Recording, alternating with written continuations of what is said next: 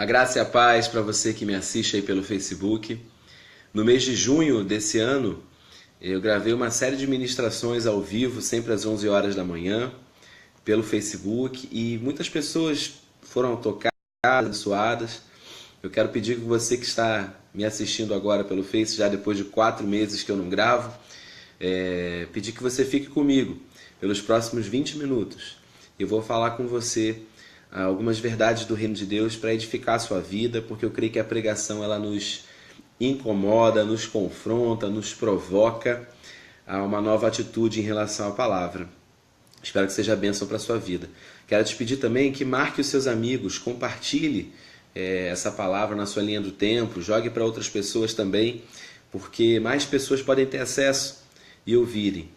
Também eu e meu amigo Leonardo Airão, nós fizemos um canal no YouTube, Felipe Mouto Oficial, e nesse canal a gente está começando a colocar as mensagens do Facebook. Ele conseguiu extrair as palavras que foram gravadas em junho, e nós estamos postando todo sábado e quarta-feira no YouTube. Então, pelo YouTube fica mais fácil para você copiar o link e compartilhar para várias outras pessoas, porque querendo ou não, o Facebook ele é mais restrito para um grupo de pessoas conhecidas. Então, você pode estar repassando também para outros, e assim mais pessoas podem ser tocadas pela palavra. Eu quero começar essa manhã orando com você. Amém? Pai querido, que a tua palavra seja influência, a influência que transforma, que a tua palavra em nós seja o sal, seja a luz, possa provocar uma transformação em meio à sociedade. Eu creio, Pai, que algo grande está começando em nosso meio, algo grande já está acontecendo. Há uma palavra apostólica, há uma mensagem a ser transmitida, e eu creio que teus filhos, Senhor, não vão recusar, não vão se esquivar do propósito, mas cada um vai enfrentar os seus desafios e serão mensageiros, serão aqueles que anunciarão a palavra de Deus entrando pelas casas, proclamando o teu evangelho. Muito obrigado pela oportunidade, Senhor, de trabalharmos junto contigo, operarmos junto contigo nessa mensagem, nessa pregação. Em nome de Jesus. Amém. Quero falar sobre visita. Essa mensagem eu falei em Caldas de Cipó no ano de 2013, numa conferência que nós fizemos. 34 pessoas do Rio de Janeiro foram para o sertão da Bahia. E lá nós ministramos durante alguns dias, e o apóstolo Renan me pediu que falasse no último dia. E eu trouxe essa palavra, e não tem como, essa palavra provoca em nós um movimento prático. Eu tenho certeza que vai provocar em você um movimento prático também. É uma grande honra quando a gente recebe uma visita de alguém. Como é bom ser visitado. A gente gosta muito de ser visitado. Mas o objetivo dessa palavra não é apenas para que você deseje uma visita, mas para que você se torne um visitador. Amém? Para que a gente não fique sempre na postura de esperar receber de alguém. Às vezes a gente está na igreja e está esperando alguém nos abraçar, alguém ser nosso amigo. Mas eu queria dizer para você que você pode ser amigo de alguém, que você pode sair do seu lugar e abraçar alguém, e em vez de esperar que as pessoas te abençoem, você entender que você é uma bênção, você é um abençoador, você pode ajudar muitos outros, e quando nós ajudamos, nós somos muito enriquecidos, nós somos muito alimentados, nós nos sentimos muito amados. Eu quero falar sobre a importância de uma visita. Tudo começa na história da humanidade com uma visita. Deus visitava Adão e Deus caminhava com ele naquele jardim e Deus se relacionava com ele. A visita é relacionamento. A visita não é um monte de coisa programada.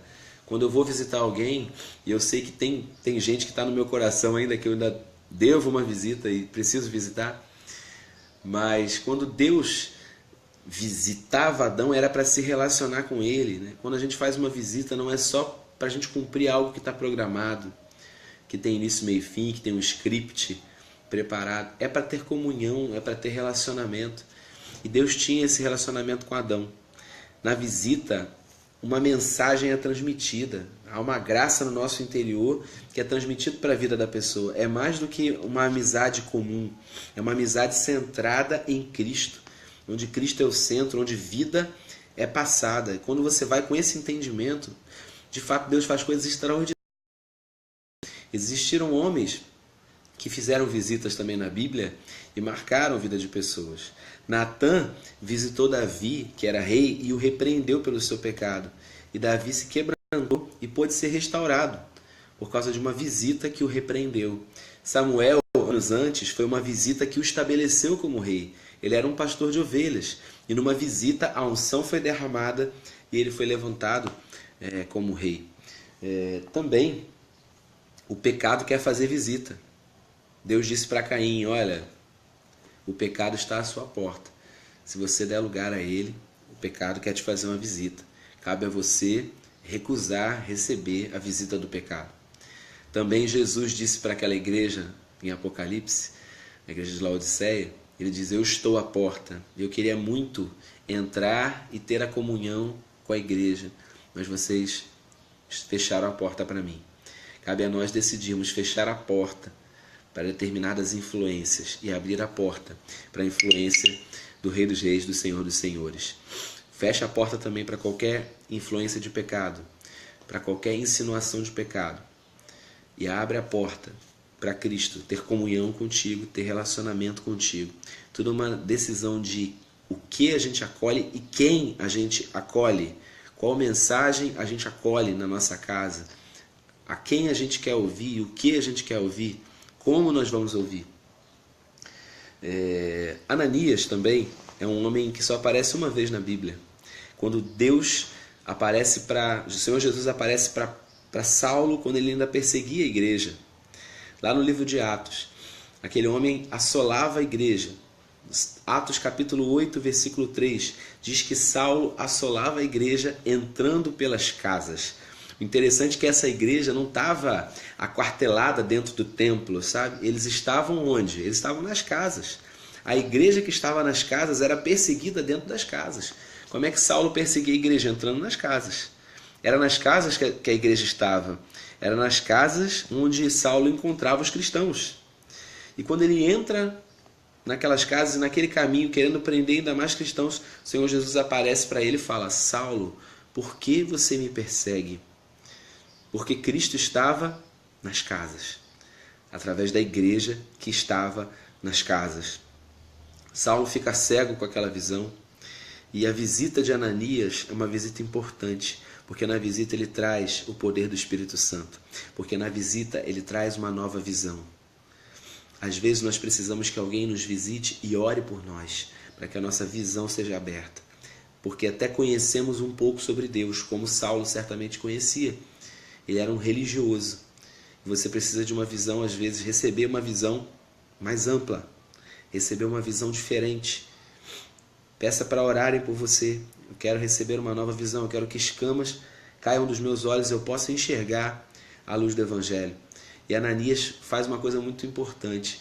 Ele visita Saulo, mesmo com medo de, quem sabe, Saulo poderia ser uma ameaça, né? Afinal de contas, se eu me identifico para um perseguidor da igreja e digo, quero orar por você, se esse homem não se converteu, de fato, ele vai me prender. Ele vai me julgar. Então, Ananias precisava confiar muito de que Deus estava levando ele para alguém que era de fato convertido. Quando Ananias entra na casa, ele fala, lá em Atos 9, ele fala, irmão Saulo, o Senhor Jesus que te apareceu no caminho, me mandou até você. Então, não despreze a ordem do Espírito Santo para visitar. Não despreze a direção do Espírito Santo para visitar, para entrar na casa de pessoas rotuladas e intituladas como pecadoras, como perseguidoras da igreja, como gente ruim. Entre nessa casa e você vai completar a experiência que aquela pessoa começou a ter, a visão que aquela pessoa começou a ter com Jesus.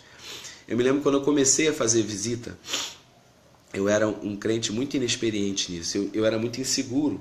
Eu entrava na casa da pessoa tão artificial e lia a Bíblia e pregava para a pessoa, não dava tempo da pessoa falar, não conversava. E o Senhor foi me quebrando, me transformando através de pessoas que queriam um pouco mais. E que perguntavam, Felipe, você pode voltar amanhã?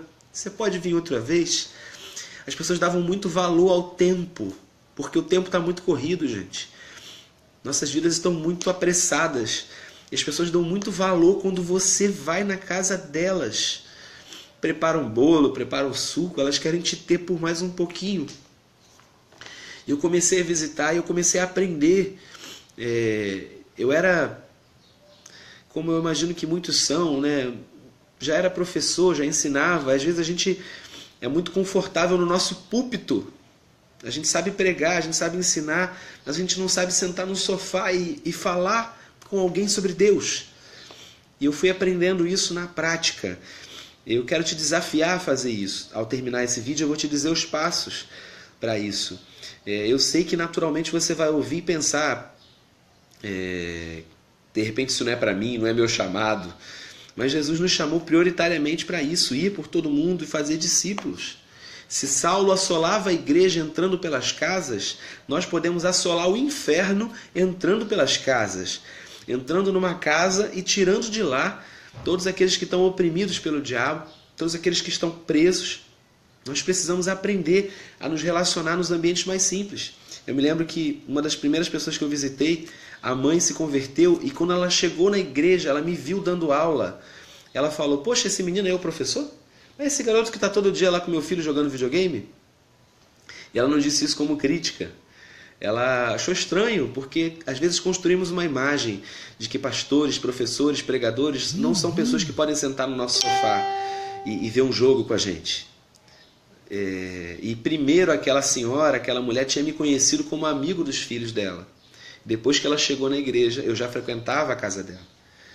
E aí ela entendeu, né? Essa pessoa que ministra aqui, ela senta lá no sofá, lá de casa e conversa com os meus filhos.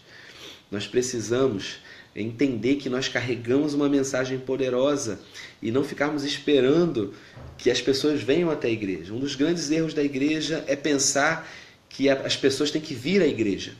No livro de Atos, as pessoas não eram levadas até o templo. Primeiramente, elas eram levadas até Cristo, e depois que elas recebiam Cristo, elas eram levadas até o templo. Mas o nosso evangelismo tem se reduzido muito, a gente resume tudo a levar a pessoa para a igreja. Quando na verdade a igreja deveria sair, em vez de gastar o seu púlpito, deveria gastar a sua sola do seu sapato visitando. É tão forte para as pessoas quando elas recebem você. E eu fui tão honrado nas casas que eu visitei, nas pessoas que se abriram para ouvir a mensagem e ainda hoje se abrem e querem e pedem uma visita. Eu quero chamar você não apenas para esperar uma visita, eu quero chamar você para visitar, para se levantar, sair e visitar. Em Lucas capítulo 19, diz que Jesus foi na casa de um homem rico chamado Zaqueu. Ele era um cobrador de impostos, uma pessoa também rotulada, uma pessoa também que era conhecida por ser um ladrão, por ser alguém que se tivesse que cobrar 100 reais, cobrava 400. O Império Romano sabia disso, fazia vista grossa, deixava os cobradores de impostos roubarem. Então ele era conhecido por ser um traidor do povo, porque sendo do povo cobrava impostos para Roma e ainda tirava a parte dele, um corrupto. No versículo 3 diz que ele buscava ver quem era Jesus. Todavia, sendo ele de pequena estatura, não conseguia devido à afluência do povo. Por esse motivo, correu diante da multidão e subiu numa figueira brava para observá-lo, porque Jesus ia passar por ali. Quando Jesus chegou àquele local, olhou para cima e chamou Zaqueu: desce depressa, porque preciso ficar hoje em tua casa. Eu vou na tua casa. Qual foi a pregação de Jesus que levou arrependimento para Zaqueu? Eu vou na sua casa. É isso mesmo, Jesus não pregou nada. Jesus não anunciou o evangelho para Zaqueu. A única coisa que Jesus disse é: eu quero ter um relacionamento contigo. Eu quero ser o seu amigo. Eu quero sentar na sua mesa. Porque sentar na mesa e comer junto, para um judeu quer dizer: você é igual a mim. E aquele publicano pecador sabia que ele não era. Eu costumo dizer que a melhor estratégia de evangelismo que existe é ser igual e assim mostrar a diferença. Todas as vezes onde Jesus se sentava e se mostrava igual, era aí que as pessoas viam que ele era totalmente diferente. Aquela mulher no poço, aquela mulher de João capítulo 4, a mulher samaritana, ela era uma mulher que estava na prostituição e ele era santo. Ela era uma mulher samaritana e ele era judeu. Ela era mulher, não podia nem sequer conversar com ele que era homem. Mas Jesus não falou de nenhuma das diferenças, foi ela que falou. Jesus não falou: eu sou homem e você é mulher, eu sou judeu e você é samaritana, eu sou o profeta santo e você é pecadora. Foi ela que falou das diferenças. Jesus procurou aquilo que ele tinha em comum. Eu estou com sede, você pode me dar um pouco d'água que você está buscando aí? Às vezes nós ficamos meditando sobre tudo que a gente tem de diferente do mundo e a gente deveria buscar exatamente aquilo que a gente tem em comum. Você gosta de academia? Eu também gosto. Ah, você gosta de pizza? Vamos pedir uma pizza, vamos comer juntos. A gente deveria buscar aquilo que a gente faz em comum. E é quando Jesus era extremamente comum, extremamente igual, era aí que a diferença aparecia. Aqui, com Zaqueu também, quando ele decide ir na casa dele, se tornar igual, é aí que Zaqueu percebe que Jesus era totalmente diferente dele. É quando você parar para assistir um jogo com um pecador que ele vai ver que ele xinga e você não. Quando você estiver dirigindo, a pessoa vai ver que ela fica nervosa e você não. É quando há oportunidades de você mostrar que você é diferente fazendo aquilo que ela, igual a você, faz. Naquele mesmo ambiente, ela tem um comportamento diferente do seu. Ela vai ver que você, apesar de ser humano, você segue princípios diferentes dos dela. Certa vez eu pregando isso, uma pessoa virou para mim e disse assim: é por isso que na cruz uma pessoa se converteu, porque Jesus foi crucificado, se fez igual a 2 ladrões. Ele não merecia a morte. Um deles percebeu: peraí, você está morrendo igual a mim, mas eu sou pecador e você não. Então é exatamente isso. Quando a gente se torna igual, é aí que a diferença aparece. O segredo para evangelizar é ser igual e ao mesmo tempo ser totalmente diferente.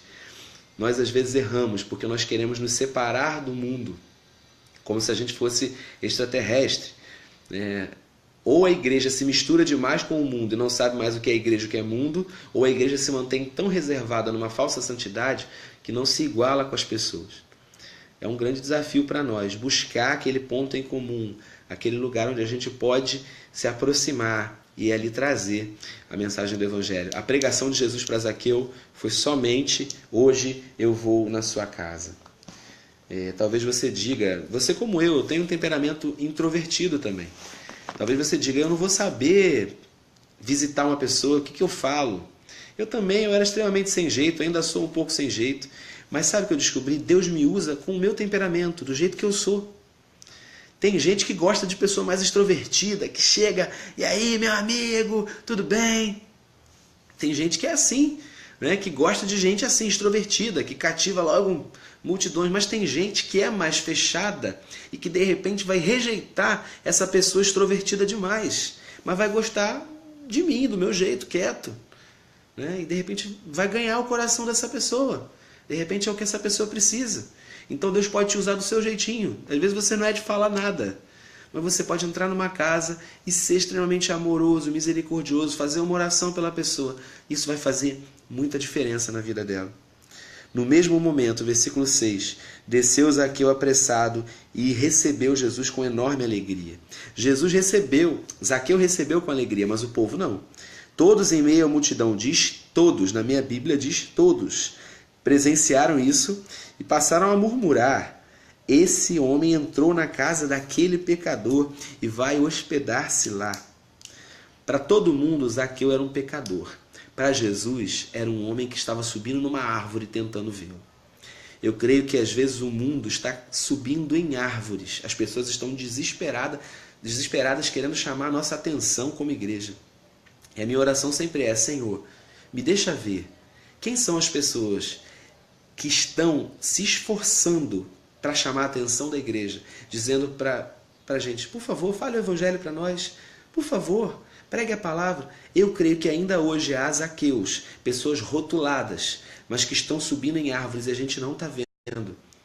A gente já ouviu várias pregações sobre esse texto, a gente fica sempre se colocando na posição de Zaqueu e às vezes não condenando essa interpretação de maneira nenhuma, mas às vezes dizendo: Senhor Jesus, olha para mim, eu estou aqui subindo na árvore, ok, é uma interpretação, nada demais nisso, mas eu sempre procuro me ver na posição de Jesus. Será que eu estou vendo? O mundo está clamando: olha para mim. Às vezes nós cantamos, né? Eu creio que Deus deu essa canção para o mundo cantar: entra na minha casa, entra na minha vida, mexe com a minha estrutura. Essa canção é para o mundo cantar, né? E o mundo tem cantado: entra na minha casa. Só que não é apenas entra na minha casa, Jesus. Entra na minha casa, Mateus. Entra na minha casa, Fábio. Entra na minha casa, Felipe. O mundo está dizendo: olha, por favor, olha para mim. Eu estou chamando a sua atenção, eu quero que você preste atenção em mim. Olha para mim. e entra na minha casa. Eu creio que, como Zaqueu, existem pessoas que estão pedindo uma visita e nós, como igreja, podemos não estar percebendo que eles estão desejando ser visitados. Eles estão desejando receber o nosso abraço. Jesus não precisou pregar. Jesus não precisou fazer nenhuma grande interpretação bíblica. Ele foi na casa daquele homem contrariando qualquer murmuração, qualquer comentário das pessoas. Zaqueu tomou a palavra e comunicou a Jesus: eis a metade dos meus bens, Senhor, que estou doando aos pobres. E se de alguém extorquir alguma coisa, devolverei 4 vezes mais. E Jesus declarou: hoje houve salvação nessa casa, porque esse homem também é filho de Abraão, porque o Filho do Homem veio buscar e salvar o que se havia perdido. Jesus constatou que salvação chegou naquela casa. Salvação chegou por quê?